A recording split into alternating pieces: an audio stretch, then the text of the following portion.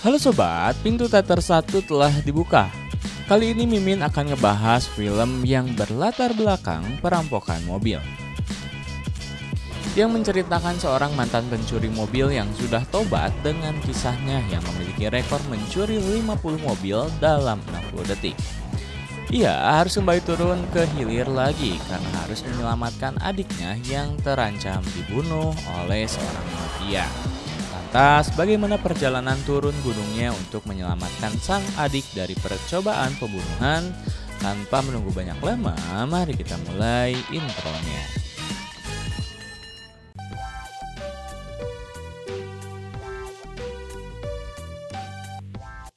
Scene diawali di langit malam kota Los Angeles, di mana kita diperlihatkan dengan seorang pria yang bernama Kip.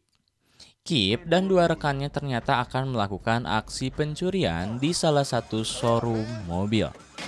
Aksi nekat tersebut berjalan mulus untuk mencuri mobil berjenis Porsche.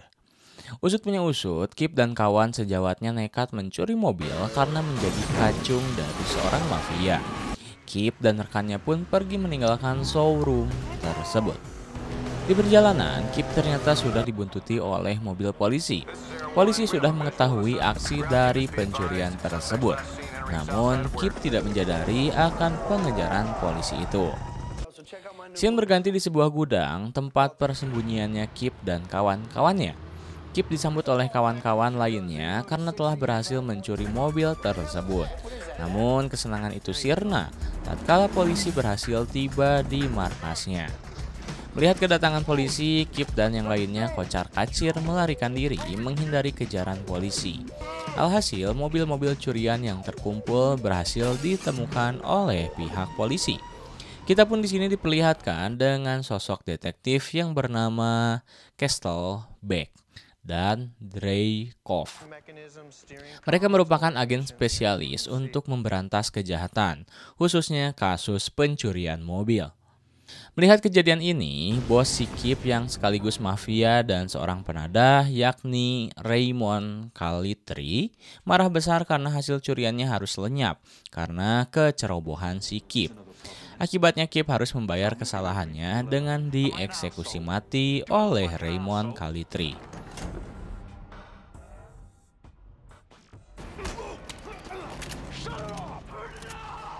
Scene berganti keesokan harinya di sebuah tempat di mana kita diperlihatkan dengan sosok pria yang bernama Memphis. Memphis terlihat sedang menjadi guru dari anak-anak di tempat tinggalnya. Itu merupakan profesi Memphis pasca menjadi kelas kakap dalam pencurian mobil. Tiba-tiba si Memphis dihampiri oleh kawan lamanya yang bernama Atley. Mereka pun berbincang dengan pembahasan jika Atley ingin mengajak Memphis untuk kembali mencuri mobil di bawah arahan si Raymond Calitri. Mendengar ajakan itu, Memphis secara tegas lantas menolak ajakan tersebut karena ia sudah berada di jalan yang lurus nan asik. Namun sebenarnya nih si Atley itu ada maksud dari ajakannya itu. Atley mengabarkan hal sebenarnya bahwa adik kesayangannya si Memphis yakni Kip akan dibunuh oleh si Raymond Calitri gara-gara membuat kesalahan saat aksi pencurian mobil. Mendengar hal itu, Memphis meminta Atley untuk bisa menemui si Raymond Calitri untuk menyelamatkan adiknya. Scene berganti di sebuah tempat di mana Memphis berhasil bertemu dengan si Raymond Calitri. Di sini kita diperlihatkan dengan Kip yang akan dieksekusi oleh penggepeng mobil. Raymond Calitri langsung melakukan negosiasi dengan Memphis demi menyelamatkan adiknya. Memphis harus mau menuruti permintaannya untuk mencuri 50 mobil di pelabuhan. Raymond tahu seluk-beluk Memphis yang merupakan pencuri mobil tersohor di Los Angeles. Mendengar hal tersebut, Memphis menolak karena dirinya sudah tobat dan hanya ingin menyelamatkan adiknya. Tanpa berpikir panjang, Memphis lantas menodongkan pistol ke arah Raymond. Raymond pun tak tinggal diam, dirinya juga menodongkan pistol ke arah Memphis. Sesaat pelatuk pistol akan dihempaskan, Memphis mengurungkan niatnya setelah mendengar jeritan adik tersayangnya yang akan dieksekusi. Memphis pun akhirnya mengalah dan akan menuruti permintaan dari si Raymond. Mendengar hal itu, Kip lantas tidak jadi dieksekusi mati dan dibebaskan. Raymond pun memberitahukan rencana pencuriannya kepada Memphis. Memphis harus mengemban tugas yang tadi Raymond tawarkan dalam kurung waktu 4 hari saja. Scene berganti keesokan harinya di mana Memphis menyambangi kediaman ibunya. Sebelum melakukan aksi, ia meminta izin kepada ibunya untuk kembali turun gunung ke dunia gelap demi menyelamatkan adiknya. Ibunya pun mengizinkannya. Memphis lantas langsung bertolak menuju kediaman sahabatnya si Otto. Otto merupakan partner in crime-nya si Memphis saat masih di dalam kubangan kejahatan. Memphis langsung menawarkan Otto untuk menjadi bagian di timnya untuk mencuri 50 mobil di pelabuhan. Mendengar hal tersebut, Otto secara tegas menolak ajakan itu. Otto pun sama dengan Memphis. Dirinya sudah taubat dan ingin menikmati kehidupannya yang baru nan asik. Namun, Memphis langsung membeberkan alasan untuk mencuri tersebut kepada Otto bahwa tugas ini demi menyelamatkan adiknya yang akan dibunuh oleh si berandal Raymond Calitri. Mendengar hal tersebut, Otto langsung terketuk hatinya dan mengamini ajakan itu. Memphis mengatakan jika dirinya butuh anggota yang lain dalam misi pencuriannya. Lantas, Otto pun langsung mengabari kawan-kawannya yang pernah bekerja sama dengan dirinya dalam aksi sebuah pencurian. Otto pun berhasil mengumpulkan kawan-kawannya. Di antaranya ada si Doni yang masih bergulat dalam aksi pencurian mobil. Ada juga orang yang bernama Spink yang diam-diam menghanyutkan. Juga ada si Sarah yang merupakan sosok wanita yang kuat. Akhirnya tim pun sudah terbentuk. Kemudian, scene berganti di sebuah tempat di mana Memphis sedang berjalan pulang.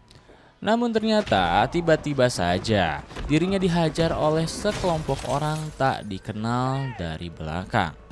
Usut punya usut, kelompok tersebut merupakan bawahan Raymond Calitri yang iri dengki terhadap Memphis karena telah mengambil tugas pencurian mobil yang seharusnya milik mereka. Dan tiba-tiba saja si Spink berhasil datang dan menyerang mereka hingga kocar-kacir.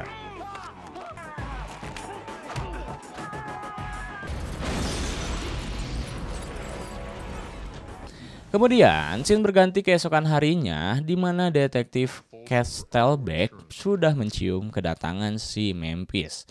Ia akan kembali turun dalam aksi pencurian. Usut punya usut, Castlebeck merupakan musuhnya si Memphis saat dirinya masih aktif mencuri mobil di Los Angeles. Castlebeck lantas menelusuri jejak si Memphis ke segala penjuru kota. Sampailah Castlebeck di sebuah pelabuhan. Dirinya langsung menemui warga lokal di sana untuk memintai keterangan. Warga lokal tersebut memberitahu jika di pelabuhan sini acap kali sering terjadi bongkar muat barang yang berisi mobil. Mendengar hal tersebut, Castlebeck pun lantas menyimpulkan jika tempat itu sepertinya akan terjadi aksi pencurian oleh Memphis nantinya. Kemudian, scene berganti di sebuah tempat di mana Memphis sedang berkumpul bersama tim berbahayanya mengenari skenario pencurian nanti. Tiba-tiba saja si Kip datang bersama rombongannya untuk ikut membantu dalam aksi tersebut. Memphis yang melihatnya lantas marah kepada adiknya dan melarangnya untuk ikut aksi tersebut. Kip lantas adu mulut dengan Memphis perihal ikut serta aksi perampokan itu. Mendengar adik kakak sedang bertengkar, Otto bersikap dewasa dan menjadi penengah di antara mereka.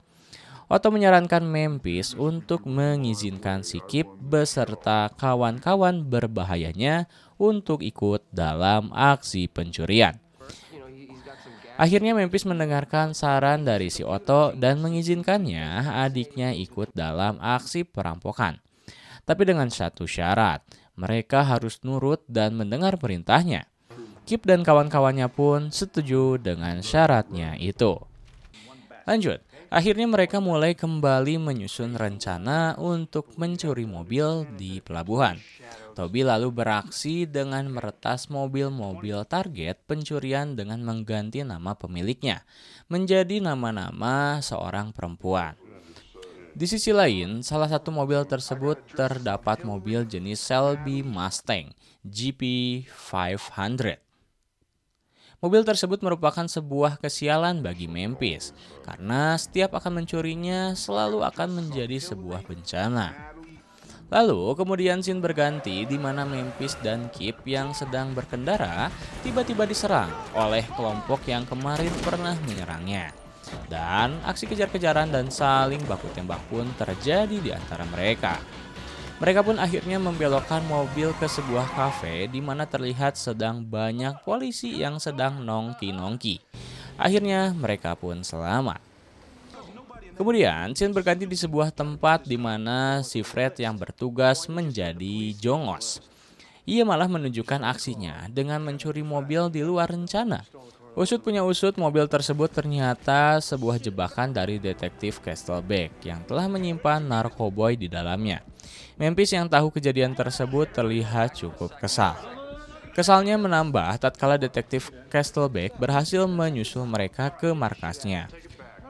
Sontak, Memphis langsung mencairkan suasana agar bisa mengelabui Castlebeck yang begitu curiga akan hadirnya kembali Memphis di Los Angeles. Dan cara itu berhasil meyakinkan Castlebeck. Lanjut, kemudian scene berganti pada malam hari di mana mereka akan memulai aksi perampokannya. Semua mulai bekerja sesuai job desk-nya masing-masing dan mereka pun berpencar. Mobil pun satu persatu berhasil dimasukkan ke dalam peti kemas. Dalam aksi tersebut, Memphis tiba-tiba merasakan hal aneh dalam hatinya. Alhasil, perampokan tersebut sementara dihentikan terlebih dahulu dan menyuruh semua untuk balik kanan ke markas. Saat sampai di markas, ia langsung menanyakan kepada Tumbler tentang kunci-kunci serep yang ia dapatkan. Ternyata kunci serep tersebut didapatkan dari seorang tukang kunci yang bernama si James. Sebelumnya, detektif Castlebeck telah kembali menelusuri jejak kejahatan mereka. Ia kembali mengingat sebuah mobil yang dicuri oleh si Kip. Faktanya mobil tersebut didesain dengan keamanan super canggih. Dirinya mencurigai jika Kip telah menduplikat kunci. Ia pun lantas pergi ke tukang kunci terdekat. Castlebeck tiba di sebuah tempat dan bertemu dengan si James tukang kunci. Ternyata dia telah menjual beberapa kunci mobil ilegal kepada komplotan si Kip. Mendengar hal itu, ia langsung menghubungi si Dreykov untuk mengerahkan pasukannya ke pelabuhan. Sayangnya mereka gagal menangkap Memphis yang sebelumnya telah menyadari tanda bahaya.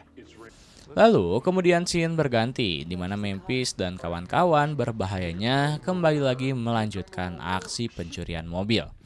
Sarah dan Memphis melancarkan aksinya dengan menargetkan salah satu mobil di sebuah rumah. Saat akan mencuri, mereka malah melihat sang pemilik mobil sedang wik-wik. Alhasil mereka pun harus menunggu si pemilik tersebut masuk ke kamarnya. Setelah masuk, mereka pun langsung melancarkan aksi dan berhasil mencuri mobilnya. Kemudian, scene berganti di sebuah tempat di mana Kip dan kawan-kawannya juga sedang mengincar target mobil curiannya. Namun nih, Kip memang selalu apes dalam aksinya karena berhasil diketahui oleh polisi. Dan aksi kejar-kejaran dan baku tembak pun tak terhindarkan.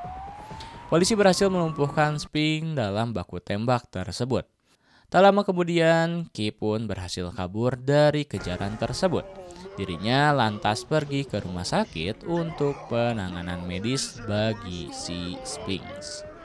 Kemudian, scene berganti di sebuah tempat di mana Memphis dan Sarah kembali melancarkan aksinya untuk mencuri mobil terakhir penuh kesialan, yakni Shelby Mustang GP500. Aksi pembobolan pun dilakukan dengan susah payah oleh mereka berdua. Mobil berhasil dimasuki dan mereka pun lantas pergi membawa hasil curiannya. Di tengah perjalanan, mereka ternyata telah dibuntuti oleh dua detektif Castlebeck dan Dreykov. Castlebeck sudah menyuruh anak buahnya untuk menutup akses jalan yang akan dilewati si Memphis. Dua penjahat dan dua detektif pun terlibat aksi kejar-kejaran. Akhirnya, Memphis dan Sarah berhasil lolos dari kejaran polisi tersebut dengan diperlihatkan sebuah action yang memukau. Namun sayang, mobil Mustang-nya sedikit rusak pasca insiden tersebut.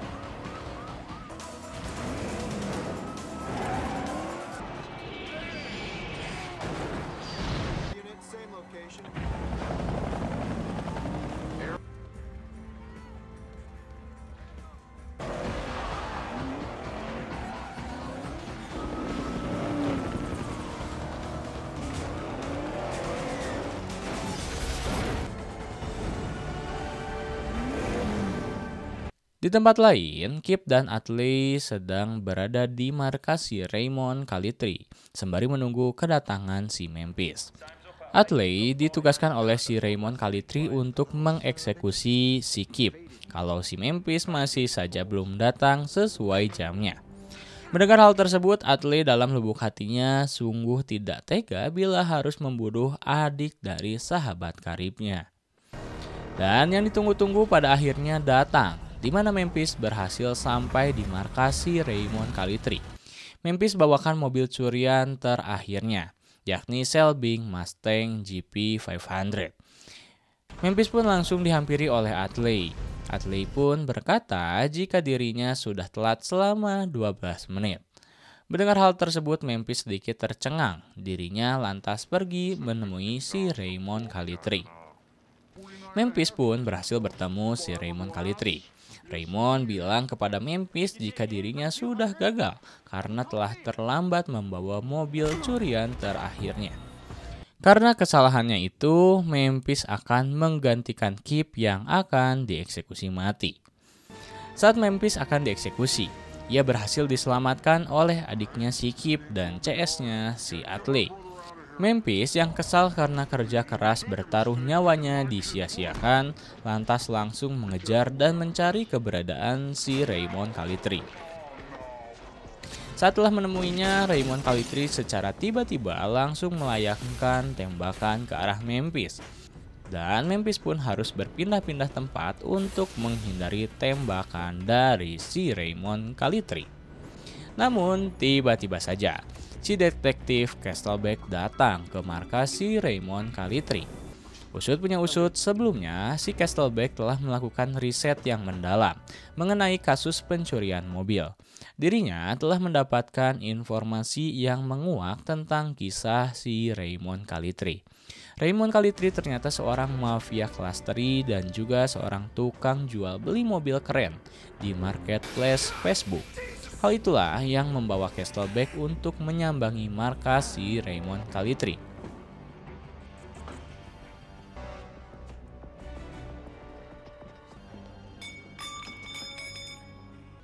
Balik lagi ke pertarungan si Memphis dan Raymond Calitri. Kita diperlihatkan jika Memphis sedang terpojok oleh si Raymond. Namun Castlebeck datang dan berencana untuk menangkap si Raymond Calitri. Dan sekarang pun posisi terbalik dengan si Raymond Calitri yang sekarang terpojok. Saat Raymond akan menembak si Castlebeck, Memphis menemukan kesempatan untuk menolong Castlebeck. Lantas dirinya berlari ke arah si Raymond Calitri dan langsung menjatuhkannya ke lantai bawah dari ketinggian. Saat sedang terjun ke bawah, Raymond Calitri memberikan tembakan terakhirnya ke arah Memphis. Namun bisa dihindari dan akhirnya Raymond pun harus tewas.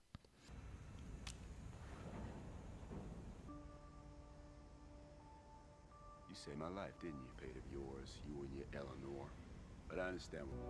At Pier 14, you might want to check it out. Out of here, Randall. I'll clean this up.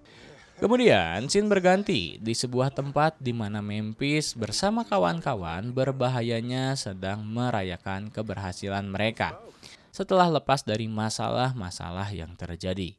Sebagai tanda terima kasih, Kip memberikan sebuah hadiah, yakni mobil Shelby Mustang-nya untuk Memphis yang telah dirinya perbaiki.